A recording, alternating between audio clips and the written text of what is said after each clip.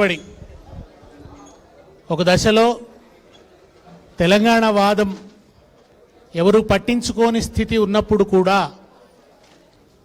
ఆ చైతన్యాన్ని, ఆ స్పృహను, తెలంగాణ అస్తిత్వ స్పృహను ఒక జీవధాతువు కాపాడినటువంటి వాడు. మలిదశ ఉద్యమానికి తానే అద్భుతమైనటువంటి, తాత్వికమైనటువంటి, సైద్ధాంతిక పునాదిని నిర్మించినటువంటి వాడు. తన నిష్కళంకమైనటువంటి జీవన ఆచరణతో, నిస్వార్థమైన తెలంగాణ ప్రజల హృదయాల మీద చెరగని ముద్ర వేసినటువంటి ఆచార్య కొత్తపల్లి జయశంకర్ గారి జయంతి అంటే అది యావత్ తెలంగాణ ప్రజలకి చాలా ఉత్కృష్టమైనటువంటి రోజు, చాలా ప్రేరణనిచ్చేటువంటి రోజు. ఆయనను తలుచుకోవడం అని అంటే తెలంగాణ స్పృహను నిలబెట్టుకోవటం. ఆయనను తలుచుకోవడం అంటే తెలంగాణ పట్ల మన కర్తవ్యాల్ని మనం తిరిగి మననం చేసుకోవడం. ఆయనను తలుచుకోవడం అంటే తెలంగాణ పురోగతి గురించి మనం అందరం కూర్చొని మథనం చేయటం, మన భవిష్యత్ కర్తవ్యాలను నిర్దేశించుకోవటం. దాంట్లో భాగంగా ఇవాళ ఇక్కడ సమావేశమయ్యాం.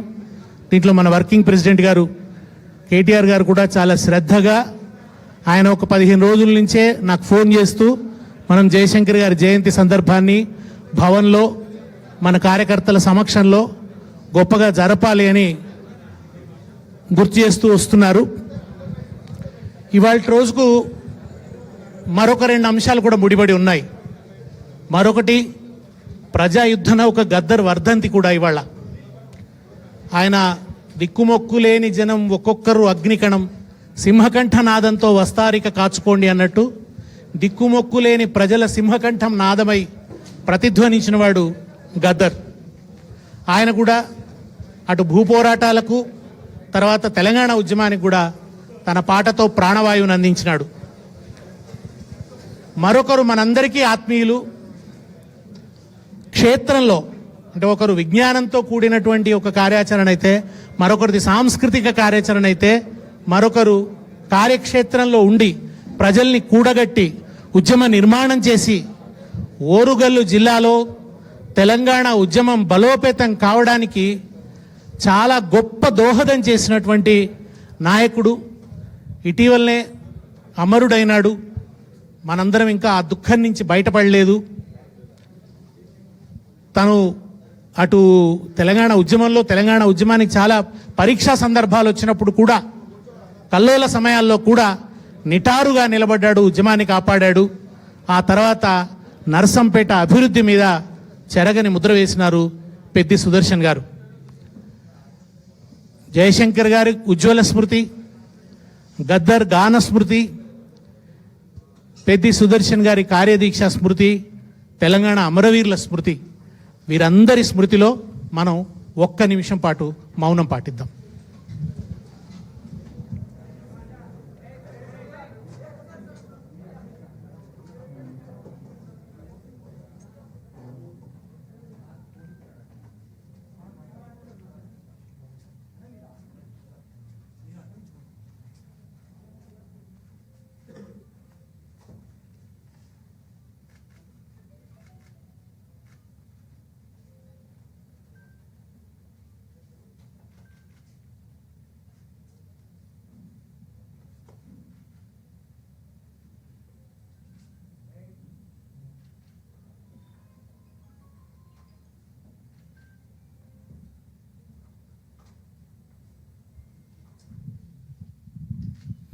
జై తెలంగాణ, జై తెలంగాణ. జోహార్ ఆచార్య కొత్తపల్లి జయశంకర్, జోహార్ ఆచార్య కొత్తపల్లి జయశంకర్, జోహార్ ప్రజాయుద్ధన ఒక గద్దర్, జోహార్ పెద్ది సుదర్శన్. మిత్రులారా, తెలంగాణ ఉద్యమానికి 3 దశలు అనుకుంటే, ఒకటి 1952 ముల్కీ పోరాటం, రెండవది 1969 తొలిదశ తెలంగాణ పోరాటం, మూడవది మనందరం భాగస్వాములమైన మలిదశ తెలంగాణ పోరాటం. ఈ 3 పోరాటాలలో జీతా జాగ్తా గవా, సజీవ సాక్షి, కర్మసాక్షి, ఉద్విగ్న భాగస్వామి ఆచార్య కొత్తపల్లి జయశంకర్ గారు. 52 ఉద్యమంలో ఉన్నారు ఆయన. 69 ఉద్యమంలో అయితే యువకుడుగా, లెక్చరర్గా ఆయన చాలా ఆవేశపూరితంగా భాగస్వామి అయినాడు. మన మలిదశ ఉద్యమానికి వచ్చేటప్పటికీ ఆయన తెలంగాణ ఉద్యమానికి కావలసినటువంటి ఒక అద్భుతమైన సైద్ధాంతిక పునాదిని నిర్మించాడు. బౌద్ధిక కృషి జయశంకర్ గారిది అయితే ఆ బౌద్ధిక కృషికి అద్భుతమైన భౌతిక శక్తిగా మలిచిన వారు కేసీఆర్. జయశంకర్ గారి బౌద్ధిక కృషికి గొప్ప భౌతిక రూపాన్ని ఇచ్చి, రాజకీయ వ్యక్తీకరణనిచ్చి వారిద్దరి జోడి తెలంగాణ రాష్ట్ర స్వప్నం సాకారం కావడానికి కారణమైంది. ఫజల్ అలీ కమిషన్ ముందు నిలబడి తెలంగాణను గురించిన వాదనలు వినిపించిన వాడు జయశంకర్. భార్గవ కమిషన్ ముందు నిలబడి తెలంగాణ జరుగుతున్న అన్యాయాన్ని గురించి వివరించిన వాడు జయశంకర్. కడశ్వాస దాకా ఆయన తన కర్తవ్యాన్ని విడిచిపెట్టలేదు. క్యాన్సర్ వచ్చి కడుపులో నొప్పి ఉన్నా, బాధ ఉన్నా, ఆయాస పెడుతున్నా, మృత్యువు జానెడంత దూరంలో ఉన్నప్పుడు కూడా కృష్ణ కమిటీ ముందు నిలబడి, ఇక్కడ మన శ్రవణ్ గారు కూడా మన ఉన్నారు, ఎమ్మెల్సీ గారు, వారిద్దరు కలిసి రూపొందించారు కృష్ణ కమిటీకి సంబంధించినటువంటి రిపోర్ట్. ఒక ఉద్గ్రంథం లాంటి రిపోర్ట్ తయారు చేశారు. ఆ రిపోర్ట్ను కృష్ణ కమిటీ ముందు పెట్టి, కృష్ణ కమిటీ ముందు కూడా కేసీఆర్ గారితో కలిసి వాదనలు వినిపించారు జయశంకర్ సార్. తన యావత్ జీవితాన్ని తెలంగాణ కోసం ధారపోశాడు ఆయన. ఒకే ఒక్క ఎజెండాతో జీవించాడు. జీవితమంతా ఒకటే ఎజెండా, వేరే ఎజెండా లేదు.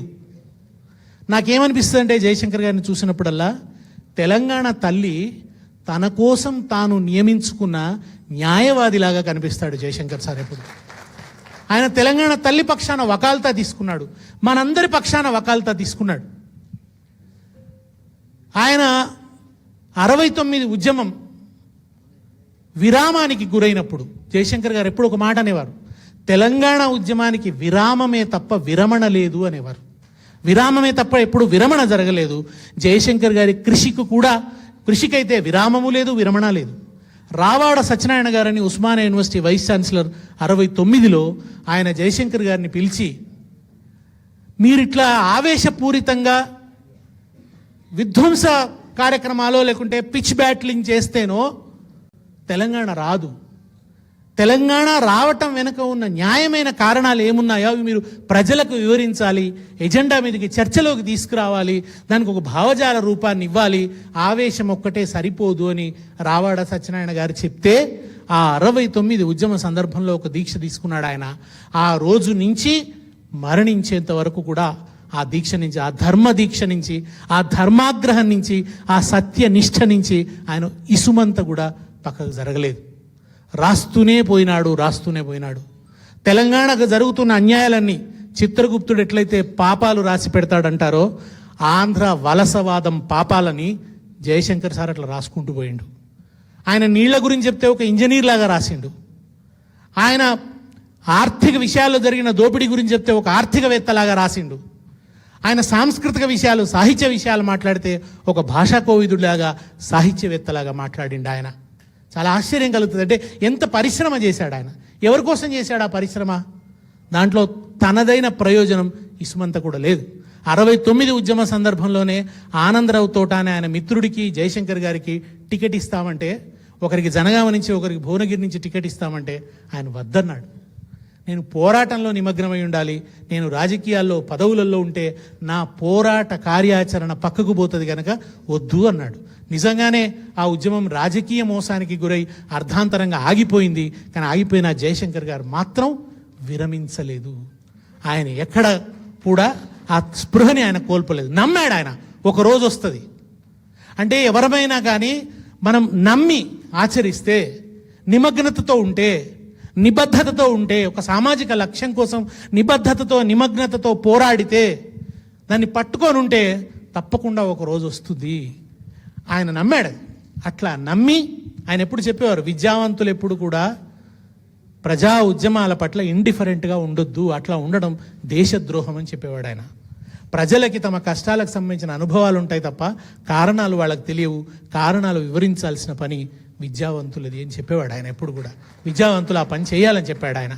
కనుక ఆ పనిని ఆయన చేస్తూ వస్తే నిజంగానే ఆయన అన్నట్టుగా ఒక రోజు వచ్చింది, ఆయన కోరుకున్నట్టుగా ఒక అద్భుతమైన నాయకుడు వచ్చాడు కేసీఆర్ రూపంలో. కేసీఆర్ జయశంకర్ గారి మధ్య ఉన్న అనుబంధం అది ఉద్యమ అనుబంధం. జయశంకర్ గారిని ఒక ఫాదర్లీ ఫిగర్ లాగా చూసేవారు జయశంకర్ గారు, కేసీఆర్ గారు. ప్రతి సభలో ఆయనకు పాద నమస్కారం చేసిన తర్వాతనే సభ మొదలయ్యేది.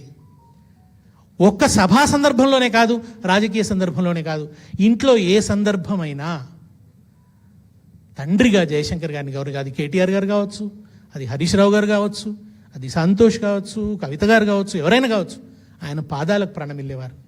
శోభమ్మ గారు కూడా ఆయన కన్న కూతురులాగా ఉండేవారు.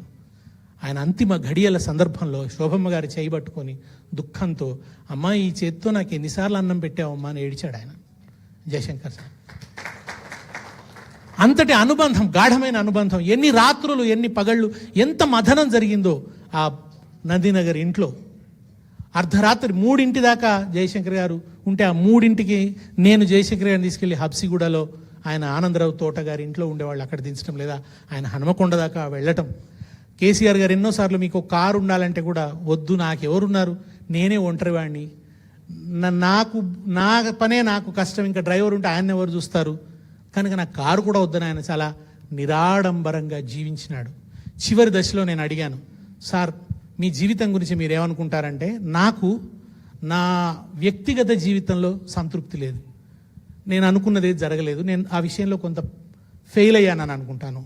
నా వృత్తిగత జీవితం నాకు గొప్ప సంతృప్తినిచ్చింది, వీసీగా నేను చాలా ఆ యూనివర్సిటీ అభివృద్ధి కోసం కృషి చేశాను, అన్నిటికంటే మించిన తృప్తి ఇచ్చింది నా సామాజిక జీవితం అన్నాడు. సామాజికంగా తెలంగాణ కోసం నేను పోరాడాను. డిసెంబర్ 9 ప్రకటన తర్వాత జయశంకర్ గారికి తెలంగాణ వచ్చి తీరుతుందనే నమ్మకం కలిగింది ఆయనకు.